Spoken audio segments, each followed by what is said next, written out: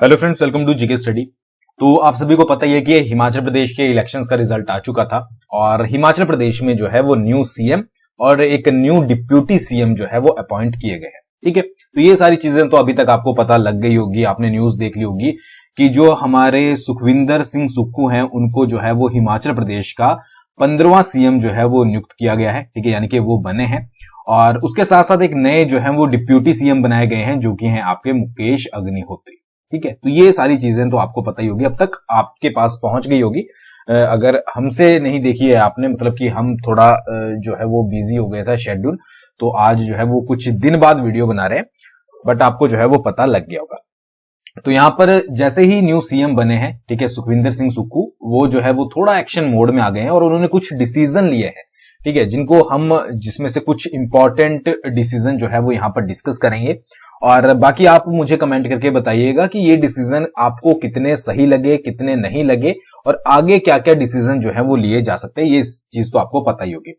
Main चीज क्या है? मेन चीज है आपकी ओल्ड पेंशन स्कीम। ठीक है, ओपीएस। अब इसके बारे में क्या है कि बोला भी गया है, ठीक है, जो न्यू सीएम बने हैं उनके द्वारा बोला गया है कि अभी जो है वो कैबिनेट डिसाइड होनी है कि कैबिनेट में कौन कौन से मंत्री होंगे। ठीक है, मतलब कि कौन सा डिपार्टमेंट किसके अंडर आएगा। तो अगर 10 दिन के अंदर वो जो है वो कैबिनेट आपकी नहीं बनती है, ठीक है, तो ओल्ड पेंशन स्कीम को लागू करने का फैसला जो है वो सीएम और डिप्यूटी सीएम ही ले लेंगे। ठीक है, ऐसा बोला गया है न्यूज के अकॉर्डिंग। और अगर कैबिनेट बन जाती है तो जो फर्स्ट आपको पता ही है कैबिनेट मीटिंग होगी, उसमें तो बोला ही गया, मैनिफेस्टो में बोला गया था कांग्रेस के कि जो फर्स्ट आपकी कैबिनेट की मीटिंग होगी उसमें ओल्ड पेंशन स्कीम को जो है वो लागू किया जाएगा। ठीक है, तो जो पेंशन को लेकर मांग कर रहे थे उनका तो ये मेन मुद्दा रहा। ठीक है, और जो सेकंड है वो है आपका स्टूडेंट्स के लिए कि 1 लाख सरकारी नौकरियां जो है वो आपकी निकाली जाएंगी फर्स्ट जो आपकी कैबिनेट मीटिंग होगी। तो जो स्टूडेंट है उनका फोकस है आपकी नौकरियों पर। ठीक है, ऑब्वियस ही बात है एम्प्लॉयमेंट पर।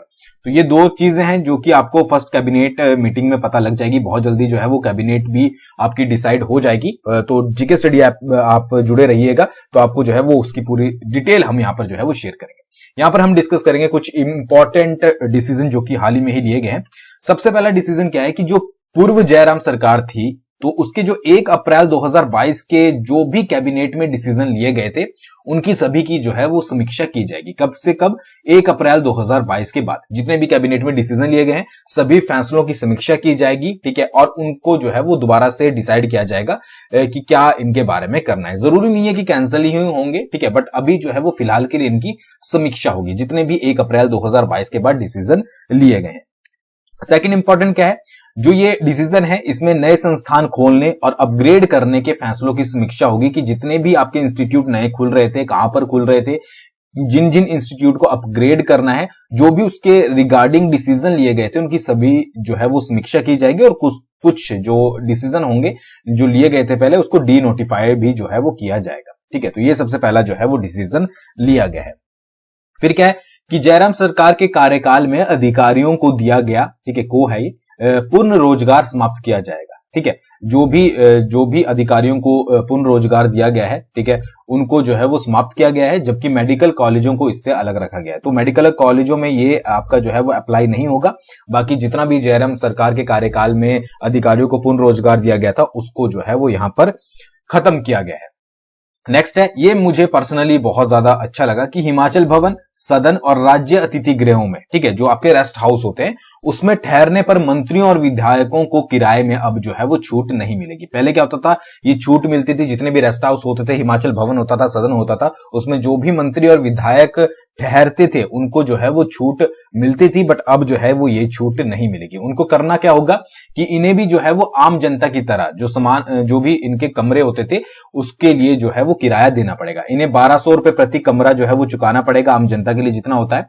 और जो है वो इससे पहले कितना रेट था? इससे पहले जो है वो 200 रुपए रेट था। अब ये कितना अप्लाई होता है उसका जो है वो तो बाद में ही पता लगेगा, बट फिलहाल के लिए ये डिसीजन लागू कर दिया गया है कि भाई अब जो है वो मंत्री वगैरह अगर रेस्ट हाउस में रुकते हैं, हिमाचल भवन में रुकते हैं, तो भाई आम जनता की तरह, जैसे आम जनता किराया देती है 1200 रुपए, ठीक है, तो इतना ही उनको भी पे करना पड़ेगा। पहले क्या होता था कि 1000 रुपए जो है वो जनता से कम 200 रुपए जो है वो यहां पर लिए जाते थे। तो ये डिसीजन मुझे पर्सनली जो है वो सही लगा है।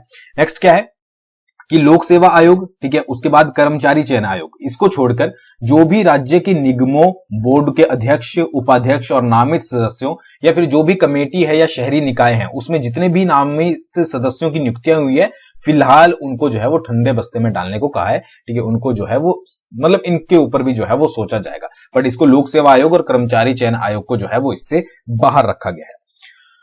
फिर उसके बाद जो भी अधिकारी है या कर्मचारी है जिनके तबादले किए गए थे यानी कि ट्रांसफर की गई थी, उनको जो है वो नहीं माना जाएगा, उनको भी अभी फिलहाल के लिए जो है वो स्टॉप कर दिया गया है। ठीक है, यानी कि उनको अमल में नहीं लाया जाएगा, क्योंकि बहुत बार ये केसेस देखने को मिले या फिर ये न्यूज छपती है कि भाई किसी के साथ जो है वो पर्सनली कुछ जो थी वो उसके कारण जो है वो उसने उसका ट्रांसफर करवा दिया कोई भी बड़े नेता ने। तो ये सारी चीजें जो है वो स्टॉप करने के लिए कहा गया है। जो भी ट्रांसफर की गई थी उसको जो है वो अभी अप्लाई नहीं किया जाएगा। फिर क्या है कि अटल टनल रोहतांग, ठीक है, बहुत से लोगों ने आपने विजिट भी किया होगा, उसके बाहर से आपने पहले न्यूज सुनी होगी कि सोनिया गांधी की जो शिलान्यास पट्टिका थी उसको जो है वो हटा दिया गया है। तो इसको जो है वो दोबारा से लगाया जाएगा और 5 दिन का समय दिया गया है कि भाई 5 दिन के अंदर जो है वो इसको फिर से लगाया जाए। सोनिया गांधी के नाम की पट्टिका 28 जून 2010 को बतौर राष्ट्रीय सलाहकार परिषद के अध्यक्ष के रूप में जो है वो स्थापित की गई थी। यह शिलान्यास पट्टिका जो है वो गायब है, जो लोकतंत्र का अपमान है, और इसको जो है वो दोबारा से पुनः स्थापित यहां पर किया जाएगा और इसके लिए 5 डेज का जो है वो टाइम पीरियड दिया गया है। तो ये भी एक डिसीजन यहां पर लिया गया है। मेन बात क्या है कि जो पूर्व जयराम सरकार के कार्यकाल में शिक्षा, आपका एजुकेशन डिपार्टमेंट, लोक निर्माण विभाग, उसमें जो भी अन्य डिपार्टमेंट थे उसमें मल्टीटास्क वर्कर की जो है वो भर्तियां हुई थी, ये आपको पता ही होगा। और इस भर्तियों को लेकर एक ये न्यूज बन गई थी कि जो इसमें पर्सनल मतलब कि जो आपके यहां पर रूल रेगुलेशन बने हैं उनके अकॉर्डिंग भर्तियां नहीं हो रही है। तो इसको लेकर क्या किया गया है कि इसको लेकर विधायक जो है आपके हर्षवर्धन चौहान, उनकी अध्यक्षता में एक कमेटी का गठन किया गया है। इसमें जगत सिंह नेगी, संजय रतन, मोहन लाल ब्राक्टा को जो है वो सदस्य बनाया गया है और इसके लेकर क्या किया जाएगा कि इन भर्तियों सहित पैरा वर्कर भर्ती के मामले को जो है वो यहां पर देखेगी। ठीक है जी, तो इनके ऊपर जो है वो अभी जो है वो इनको चेकआउट किया जाएगा कि क्या ये भर्तियां जो है वो प्रॉपर तरीके से हुई हैं या फिर नहीं हुई है, जो भी मल्टीटास्कर की भर्तियां हुई है। ठीक है, तो इस पर यह डिसीजन लिया जाएगा। फिर आपका नेक्स्ट क्या है कि अनाथ बच्चों के जो भविष्य है उसके लिए भी एक फैसला लिया गया है। लड़कियों की शादी तक और लड़कों को नौकरी मिलने तक इन्हें जो है वो गोद लिया जाएगा। जो भी अनाथ लड़के लड़कियां होती है तो लड़कियों की शादी तक और लड़कों को नौकरी जब तक नहीं मिलती तो इनको गोद लिया जाएगा। इसके लिए विधायक राजेश धर्माणे की अध्यक्षता में जो है वो एक कमेटी का गठन किया गया है।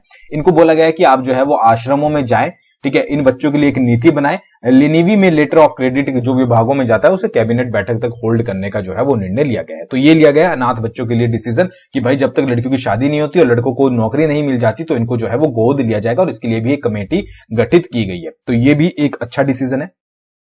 ठीक है, और जो भी आपकी जन शिकायतें होती है उनका निवारण करने के लिए भी जो है वो एक नीति निर्धारित होगा, यानी कि एक नीति जो है वो उसके लिए भी नई नीति बनाई जाएगी।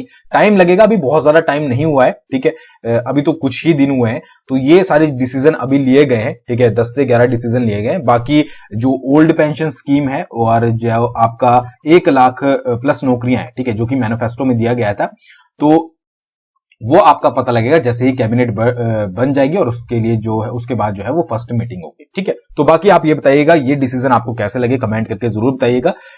बाकी जैसे ही कैबिनेट बन जाएगी उसके ऊपर भी आपको जो है वो एक वीडियो जरूर मिलेगी। थैंक्स फॉर वॉचिंग, बहुत जल्दी मिलेंगे नेक्स्ट वीडियो के साथ।